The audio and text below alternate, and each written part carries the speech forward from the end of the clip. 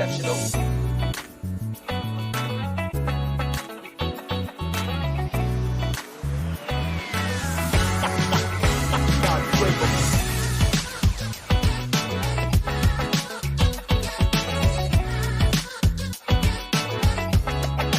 Back in my stuff.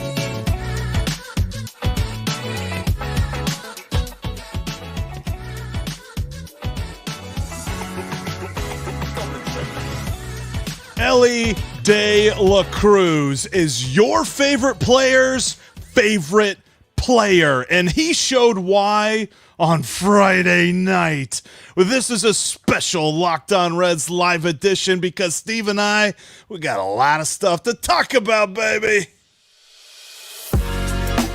You are Locked On Reds, your daily Cincinnati Reds podcast, part of the Locked On Podcast Network, your team every day.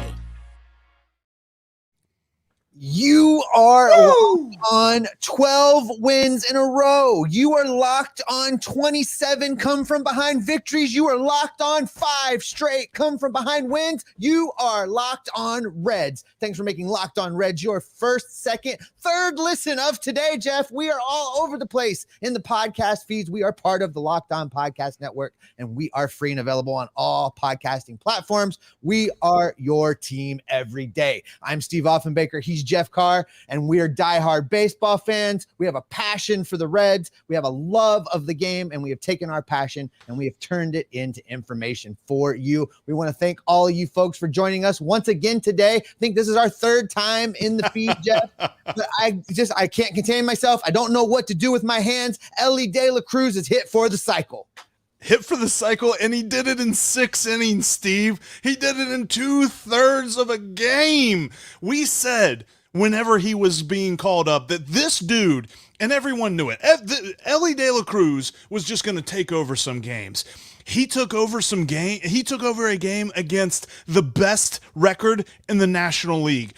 He took over a game against a team that came into Cincinnati winning 8 games in a row and feeling themselves with their own MVP candidate leading off. I don't know if you saw this or not, but whenever Ronald Acuna hit his home run to left field, he was rounding the bases like he won something. Guess what? Elly De La Cruz says, "You ain't won nothing, pal. You're in my house now."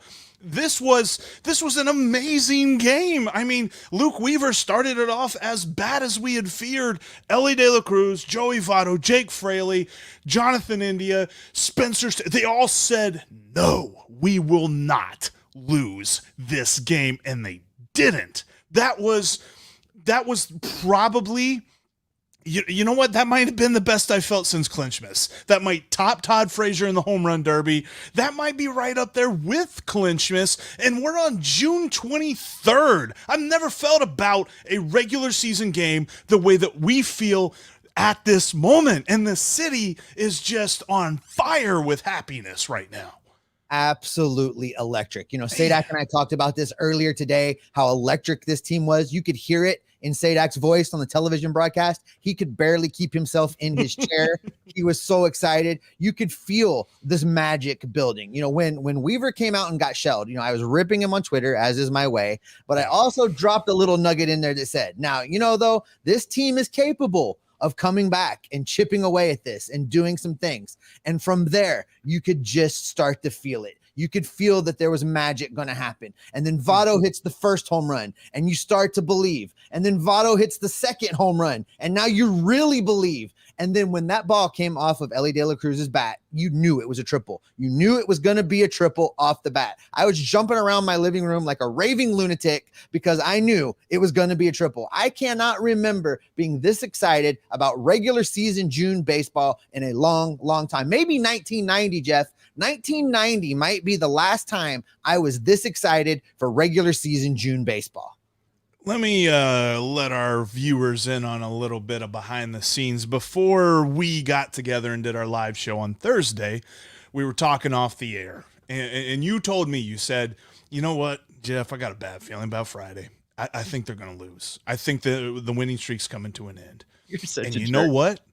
After I saw those 5 runs in the first inning, after I saw the way that the ball was falling for the Atlanta Braves early on and the fact that Luke Weaver was still pitching in this ball game, I was like, dang, Was Steve right? There is no quit in this ball club. They have told us before. They said we play our game, and then in the ninth inning, we look up at the scoreboard and we see where we're at. This team has there's nothing about this team where they are going to give up. And you're talking about against an amazing team. Look, Elly De La Cruz, I put this into perspective. He's been here 2 weeks, and the Reds haven't hit a cycle since I was born, before I was born. And now they got a guy 2 weeks into his career that has a cycle. And I'm telling you, there's been a couple of games where it looks like he might hit other cycles. Elly De La Cruz is the kind of guy who's going to come up to the plate every single time up. He started this off, and let's look at his double to start this, this cycle performance that he had. His double in the second inning, think about it.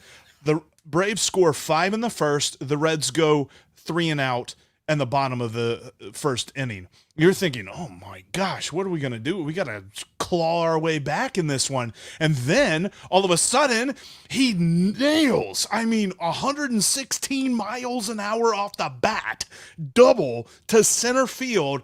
And I think it zapped everybody out of it. Everybody was worried. We're like, man, we're going to get caught up in this weird funk.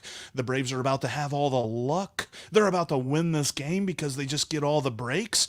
And Elly De La Cruz is like, hang on 1 second right here. Bam! Just knocks that double off the center field wall. And that was like a foot lower than a home run, like a foot higher, and it probably would have taken out whoever that was sitting in the first row for a home run.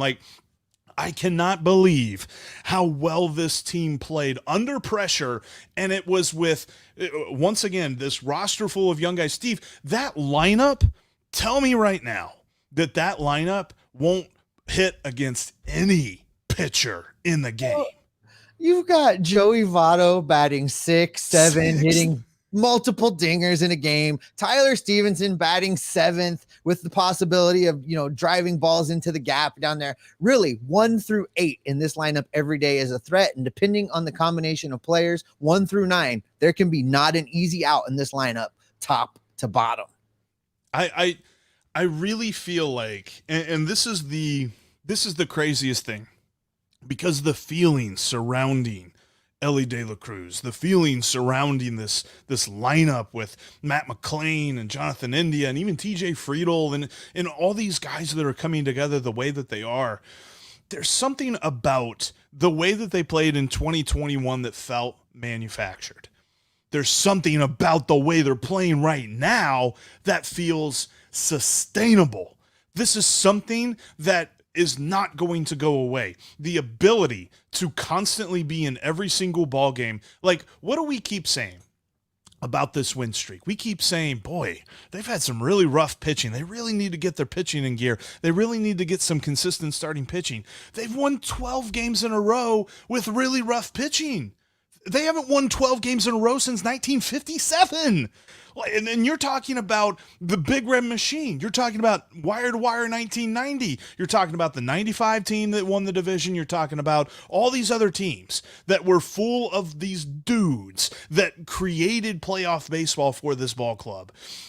And now they've got 12 wins in a row. What is this going to turn into? I can't wait to see, but I am so absolutely excited because what they are doing does not seem like a fluke at all. It doesn't. You and I had talked about, I keep coming back to this because you and I said from spring training, this team could stumble its way into playoff relevancy, the last wild card, and that there would be a window opening, a window of being, of competing, a window starting in 2024 for them to compete for division championships. Well, someone heard us along the way, Jeff. Never mind the window. This young, brash baseball team has kicked down the front door and they want to win right now. How does this team not win the division? That's what I want to ask. I want to know what people say in the comments on this one, because yeah, you can tell me pitching, it's about to get better tomorrow. Graham Ashcraft returns. Graham Ashcraft's going to be better than he's been. You're going to get Hunter Green back in like a week and a half. And I think that's going to help solidify the rotation even more. We might be talking about a Connor Phillips call-up in like late July, August, maybe September. It might something like this. But, dude, there's something about this team that they've got their own built-in reinforcements coming. They've got their talent all throughout the roster. I mean, against this Braves pitching staff that has helped them be like 20 games over 500 to this point, the Reds scored 11 runs in one night. I'm not sure what they're going to do the rest of this weekend. And yes, people can tell me till they're blue in the face that we're missing Spencer Strider. We're missing Bryce Elder. We're not going to get their biggest punch. Doesn't matter. I don't know that they wouldn't score 5 off Strider. I don't know that they wouldn't score 5 off Elder. I think that this lineup with Elly De La Cruz and with the GOAT, the absolute most amazing, probably well-rounded hitter we've ever seen in Cincinnati Reds franchise history, Joey Votto. Tell me there's not a pitcher in this league that you're worried about shutting down this lineup. Kaiser checks in the comment section and says, no more stumbling. They've got us running through a wall for it now. Absolutely. I want to talk about Joey Votto for just a second, because I don't know if you caught this on the broadcast, and I'm sure you did, Jeff, but when he hit that second home run, he took about 2 steps down the baseline, turned to the Reds dugout, and was pointing at somebody like, I told you. Yeah. And we've seen this Joey Votto before. This is the Joey Votto that hit like home runs in 9 straight games. This is the Joey Votto that went out and won an MVP. Now, I'm not saying he's going to go out and win an MVP this year, but if you doubted, who has doubts left? Let me hear you, comment section. Does anybody have any doubt left? It's 2021 Joey Votto. Joey Votto belongs on this roster right now. Joey Votto fits in with these young guys. Joey Votto is going to help this team win baseball games the rest of the way. I am, man, I tell you what, I just keep getting these vibes, and I've seen some people talk about this, and I haven't necessarily made this connection myself until really tonight, because there's never been more electricity in Great American Ballpark than there was tonight. I don't even know that Clinchmas had this much electricity. Like, the anticipation from the beginning of the game to the end of the game, it just built, it built and built and built, and then Alexis Diaz gets the double play. Boom. You absolutely love to see how the Reds responded in this game. And I really feel like the vibe connection that I get, and I've heard other people say this, so this isn't an original thought here, but the 2021 Bengals and the 2023 Reds, the 2021 Bengals came from high draft pick to baseball, or to playoff team. The Reds come from a 100 loss team to now they're in first place in the division, and they've got a shot. I mean, I know that we keep saying, boy, they got a tough schedule coming up. And they've got 9 games against the Brewers in the month of July, so they really have a chance to make some hay. But with these guys in the lineup, I feel like they are the favorites in the NL Central. I don't think that the Cardinals are going to make up the gap that they have built for themselves. They're not going to dig themselves out of that hole. The Brewers might be digging themselves their own hole by becoming sellers at the trade deadline. And sure, the Cubs have Marcus Stroman, but there's no one else in that pitching staff that I'm worried about, because guess what? The Reds own Justin Steele. So I think that this division, and the Pirates, whatever, they're the Pirates. The Reds are going to win this division. Skylar checks in and says that they don't recall a time that GABP was that loud as it was tonight. It's going to be that loud again tomorrow, too. Yeah, I absolutely. Here's the thing. You've referenced Clinchmas and you referenced Todd Frazier's home run. Here's why this was so much better. Here's why it's different. With Clinchmas, it was inevitable. The Reds were going to clinch the division. They were going to go to the playoffs. Was it going to be that game? Was it going to be the next game? When was it going to be? It was going to happen. So while there was some anticipation, while it was great that it was on a walk-off, it was still going to happen. Todd Frazier's home run derby, great moment, especially for a franchise that really didn't have anything to celebrate for years. It was great to have that moment on the national stage, but it was an exhibition home run hitting contest. Right. In the grand scheme of things, it didn't mean anything. This is meaningful baseball against one of the best teams in the National League. Jeff, The runs they scored tonight, I don't know if you caught this, that's the most runs that the Atlanta Braves have allowed in a single game all season. In case you missed it when I did the intro because I was losing my mind, this is the Reds' 5th straight come from behind victory. This is the Reds' 27th come from behind victory. That's the most in the majors. Joey Votto said it best. They aren't afraid and they are coming for you. Yep. There is no fear in this team at all. No, not at all. And think about this too, like with the performances that we are seeing to this point and Elly getting a cycle, these guys aren't even anywhere near finished products. 2 weeks into his career, this is what Elly's doing. Matt McClain's only like a month and a half into his career. Spencer Steer is only 3 months into his career. Like, these guys have so much longer to go. We're not talking about players that the Reds got in their prime through some kind of trade or through some kind of free agency. These are rookies. And then, even with Hunter Green and Nick Lodolo and Graham Ashcraft, who we're not seeing right now, once they come back and they start rounding into form, I mean, this team has so much talent, and they're not even anywhere near what their final form is going to be.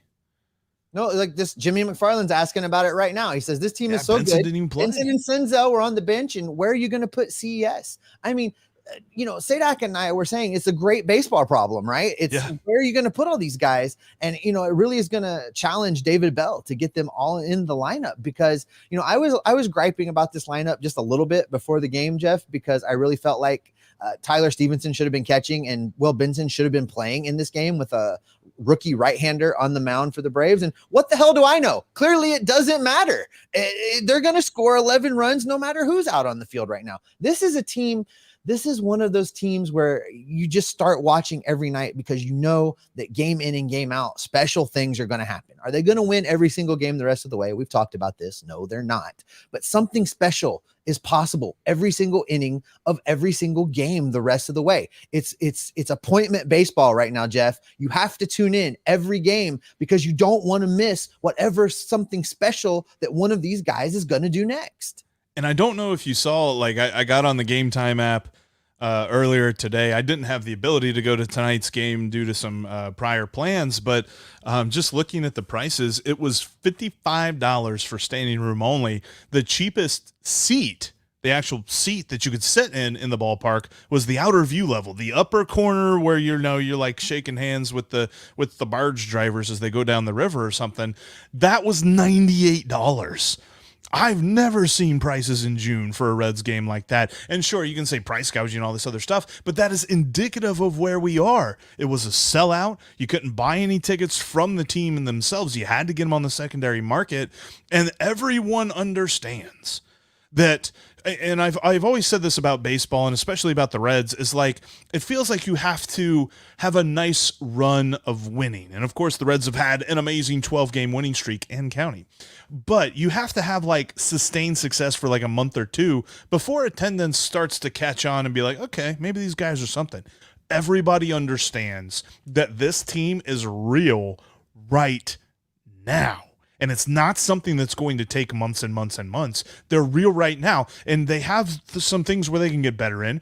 Pitching is definitely the first one you look at. And it's really starting pitching. Like, I know people were harping on Sims giving up 3 back-to-back home runs. Dude hadn't allowed a home run all season. So that was just it was like yeah, sure, it's probably going to happen at some point. But that way, I was getting vibes a little bit. I don't know about you, but I was getting flashbacks to 2010 there, where the Braves came back to us. Of course, that was in Atlanta in the bottom of the 9th. But I was just glad that we held on to win tonight after just a weird performance by this bullpen. But man, overall, I'm so excited, and I'm still, and even just talking it out, like I don't even know that I'm processing it right now.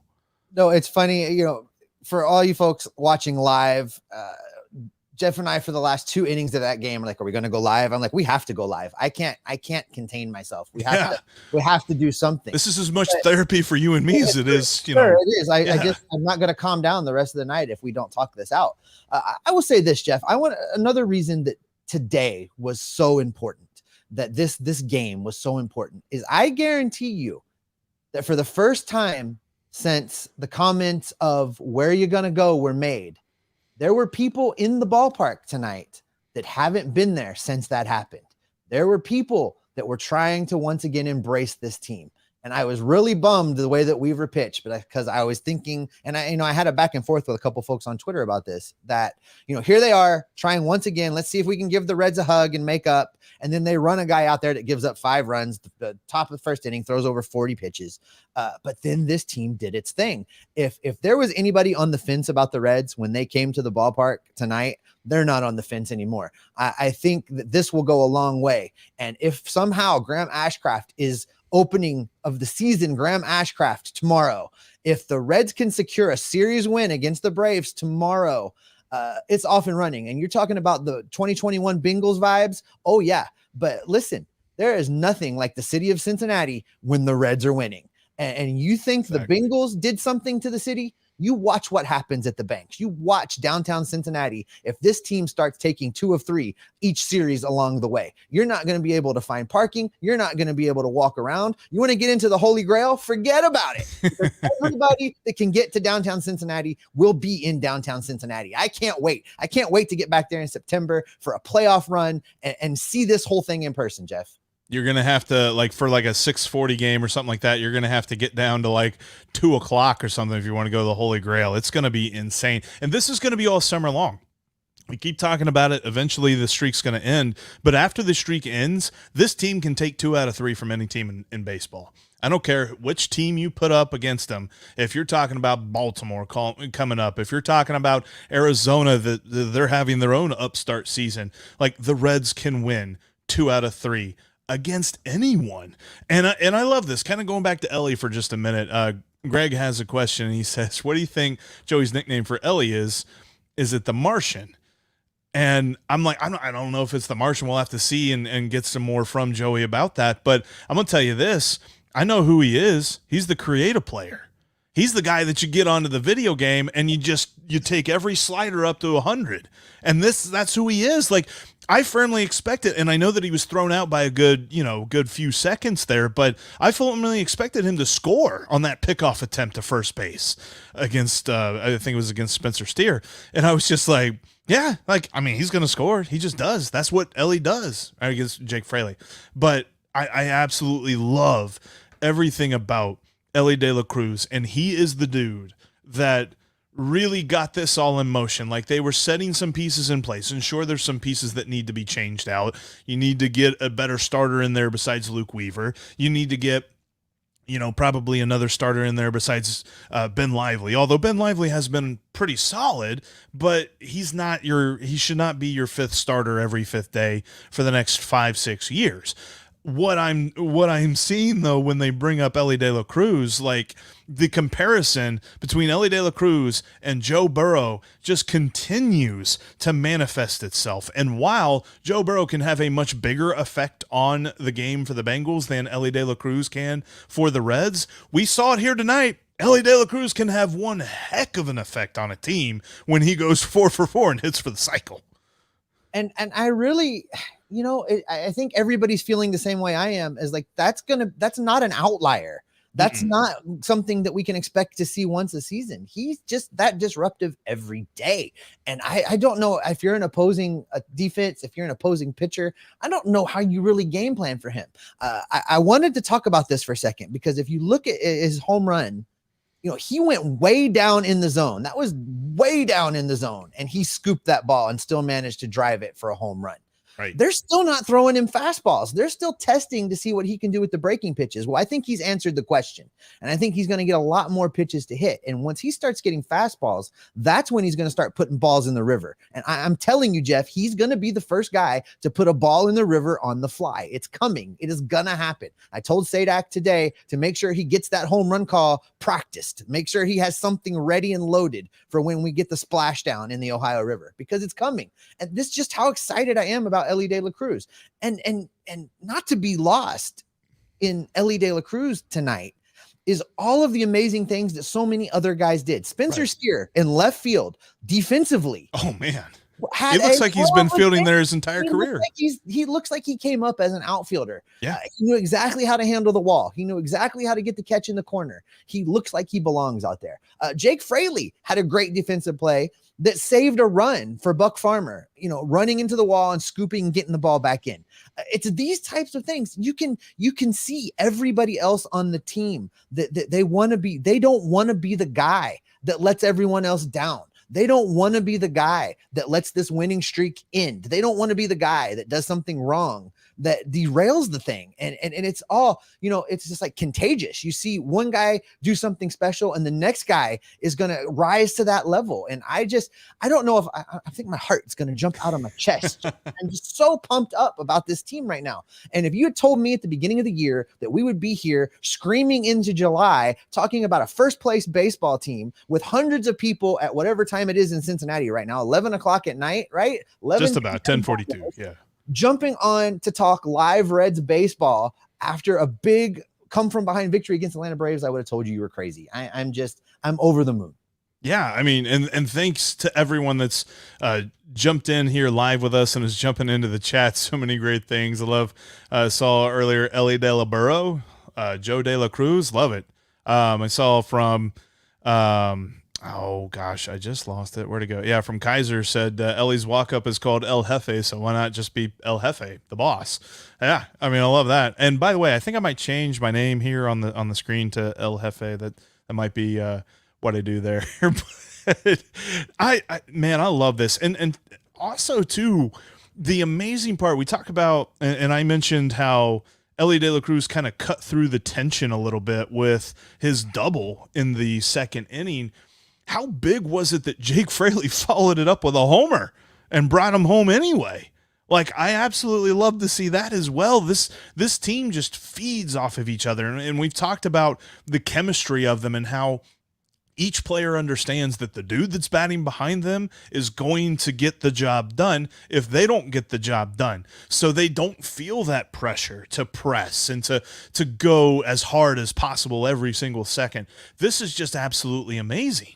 Like the things that they have been able to do have been, it's mind-blowing, and we're not even halfway through the season. There's still lots of baseball to be played left, but usually you say that as a cautionary thing. I'm not saying that as a cautionary thing. I'm saying that as we got a lot more baseball to enjoy from this team, and it's just going to continue to be an enjoyment to watch them. Absolutely. I'm loving this comment section, Jeff. Pemberton checks in. Haven't seen vibes at the ballpark like this since 1990. He goes back like I do to that last World Series. Yep. I'm feeling it. This is great. Q-Wop here. If you had told me I'd be screaming at the end of June, I would have figured it'd be a 12-win team, not a 12-win streak. You're absolutely right. I think that's where we all were. We were all expecting some more growing pains this year, but we're not getting them. Instead, we're getting championship baseball. I like this question from Jimmy McFarland, which, by the way, earlier he said he's an everydayer, so shout out to Jimmy. He's an everydayer. But he said, did either of you bet on the Reds to win the division before the season started? Here's the thing, Jimmy. I didn't. But I bet on them to win 80-plus games, and that was plus 1,100, and that's looking pretty good right now. I think we might be in the driver's seat for at least 80-plus wins. Like, whoo, I'm loving it right now. Vouch for Jeff. He did make that bet. I didn't go quite as extreme. I did take the over on 65.5, which that almost seems like a sure thing at this point. So it's looking good. It's looking really good. And man, just to even underscore like some great, like Buck Farmer pitched pretty decently. I know he gave up the big double there to Austin Riley, which was crazy because for a minute that looked like a home run, but Buck Farmer pitched pretty well. There were a couple of plays, and Spencer Steer made one and Jake Fraley made one as well, where the ball bounced and they barehanded it and were able to get it back into the infield super quick, and they turned possible, extra bases. They denied the Braves extra bases by the way that they were able to play those balls. Like the defense for this team, and at the beginning of this at the beginning of this game, Jonathan India had some rough plays, but not for his own, effort on them. That one play up the middle, that was a hit. Like, if he'd made that play, that'd have been a SportsCenter top 10 play. He had a play earlier in the game where he tried to slide down, grab it, and it just kind of eked through his glove. But overall defensively, this team has improved dramatically from the beginning of this season. I absolutely love it. Absolutely love it. For me, it's just I can't wait to see what happens next, Jeff. I hear and I see it in the comments, and I'm trying to kind of keep things on a positive bent for tonight. There'll be plenty of time to dig more and more into this pitching situation. On Monday's show, there are some changes that need to be made, and we're going to get into those on Monday's regular show. But for right now, the bullpen did just what they had to do. And you talking about that play for Farmer that we thought was a home run, that's the same play I was talking about where Fraley scooped it and saved a run. How important was that run? That run ended up being a massive difference in the game. So these are the kind of things that they're doing. The position players, at least at this point, are rising to the occasion in spite of whatever it is that whatever starting pitcher on the mound deals them. I can't wait to see this offense with a rotation that goes something like Green, Lodolo, Ashcraft, Abbott, Phillips, or Abbott, Stout, or Abbott, Williamson, or I can't wait to see that. This team, this offense with that rotation is going to be a force in a short series in the playoffs. They're going to be, listen, we talk about them sneaking into a wild card spot. They're going to win this division. They're going to have home field advantage in the first round. And teams are going to be talking about how they don't want to play Cincy. It's not going to be the other way. It's going to be teams saying, man, I hope we don't catch Cincinnati, because Cincinnati is a hard place to play. Right. And they were talking about that before the game. I think there was an interview with TJ Friedel about it, and he kind of echoed. It wasn't exactly the same thing as what the Bengals were saying, when they said they got to play us, but it was kind of along the same lines. It was just like, look, we're going to be a tough game for anybody that comes in here and thinks that they're about to win. And I just keep going back to the fact that the Braves walked in here 20 games over 500, and you can come in there with Ronald Acuna Jr. playing MVP baseball and leading the National League in all-star votes. And you can come in here with, everybody up and down the lineup, Matt Olson with 21 home runs, Austin Riley batting as well as he is, and it doesn't matter. And yes, Greg, I was on my feet yelling at the TV as well. Absolutely 100% true. And just like Scott said back up in the comments, if I can find it, yes, definitely won't be able to sleep tonight. It's going to be a long time before I'm back and ready to close these eyes. I'm just so excited right now. And yes, it is one more game tomorrow, and I've never felt so excited to take a Reds game or a Reds season one game at a time. This is so amazing. Like, normally you're like, okay, let's look at this series, and it's going to be a tough series. All right, next week they got this. All right, that's going to be a little okay, but 2 weeks from now, man, they got an easy schedule. Like, it's one game at a time, and it's everything this team can do to win. All right, Jeff, let's start to wrap this up. I know it's late in the East Coast. We've got several hundred people hanging on here with us, and I appreciate it. Let's talk about tomorrow just a little bit. Yeah. The Braves have a lefty going, so expect a right-handed heavy lineup. I think we'll see Nick Senzel back in the lineup. Kevin Newman will be leading off. Yeah. We'll see Kevin Newman. Just get ready for that. So most of the lefties will sit. I think Fraley's on the bench. I think Friedel is probably on the bench getting a day off. These guys will all play later in the game once David Bell starts playing matchups, but look for a very right-handed heavy lineup to start things off against the Braves lefty. Do you think we'll see Joey? I think with the game that he played tonight, I think you can't take him out. Because he hit 2 home runs. Yeah, I think I agree with you. I would like for them to set him, I think, and use him later in the game. I'd like to see him not start, maybe come in after they get a righty in there. But Joey being Joey, probably he starts. But I think there's no wrong answer on that one right now, because as we always say, do not doubt Joey Votto. Yeah, no, don't doubt him at all. I think it's interesting. I think you'll see, I think it'll be Newman, McLean, India, De La Cruz. I think Steer will jump back up to 5th. You saw him kind of dip down to 7th tonight. Just think about that. Like, coming into this season, did we ever in our wildest dreams say, yeah, Spencer Steer's going to be batting 7th, which he did on Friday night. I think he'll be back to the 5th spot. I think you might still see Joey DHing him and batting 6th. Yeah, you'll get Stevenson. lefty. Yeah. I think you'll see Stevenson catching and batting 7th. 8th will be Senzel. And then 9th will be, what am I missing? I'm missing. At that point, it doesn't matter. Whoever's 9th, it's going to be it's going to be a righty. Yes, whatever it is. But yes, it's going to be, man, I'm telling you, this team, and there's no handed of pitcher. Like a couple of years ago, and we've mentioned this a couple of times on the pod, like a couple of years ago, we'd worry whenever the Reds face lefties. But really, this season, they've been a little bit better against lefties than against righties. So there's not going to be that kind of worry there. I do want to finish up with one question as well, because I've been thinking about this. The question is, any thoughts on Diaz? And I know that this is my friend Jacob, but says, any thoughts on Diaz? Does he sit no matter what? I kind of thought he wasn't going to pitch in this game, to be honest with you. I think they needed him at the end, and they had to pitch him, but he still looked a little gassed. He was still missing to the arm side, still kind of throwing wildly.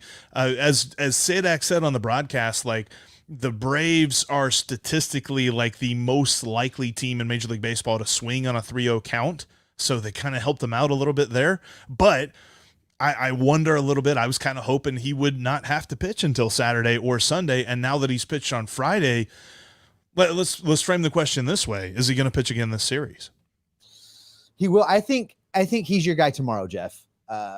Because of what went down with Sims. I don't think Sims is available tomorrow. Yeah. And what went down with Farmer, I don't think Farmer's available tomorrow. Ian Jabot pitched today also. So I think in a save situation, Diaz is your guy. And then you absolutely just take him off the table for the Sunday game. You go into Sunday knowing that Alexis Diaz is not available, and you roll with what you got. So I would imagine in a save situation, Diaz is your guy for Saturday's game. And then you deal with whatever happens after that. And Angelo does make a good point. Diaz did have a low pitch count tonight, so he probably is available for Saturday. I wonder, because we talked about it on Thursday's podcast, that, after 30 innings last season, he went on the injured list with a brief, for a brief time. I think he missed about 3 weeks in total. I don't necessarily want him to miss 3 weeks in total at all at any point this season, because while the bullpen has been good, I feel like the bullpen kind of sits on the edge of a knife right now. And we saw it, like Lucas Sims blew up. Buck Farmer had a rough game this week. Ian Jabot has rough games usually once every week or so. So you can kind of count on a little bit, I don't know, a little bit of questionableness from the bullpen from time to time. It's just Alexis Diaz has been the one guy who's not questionable. So what do you do with him to make sure that he stays fresh? It's going to be kind of tough, because you got to weigh that with how much do we want to keep this streak going. Let's end it with this. Win and blowout tomorrow. Closer I like not that. Needed. And that's probably where we should wrap it up, Jeff. Listen, thank you guys so much for being here, joining us on this impromptu live post-game edition of the Locked On Reds podcast. We will be back in your feed for Monday's regular show. We're going to break down the rest of this Brave series and get you set for the Reds traveling to Baltimore to take on another very good baseball team. So we're going to have a lot to talk about. Before we get out of here, don't forget, if you can't be down at the game, you can catch every pitch of the Reds hometown broadcast on SiriusXM with the SXM app. Just download the app, search the word Reds. And that'll do it for us here today. Thank you, everyone who joined us on today's live stream. Thank you for jumping in the comments section, being a part of today's show.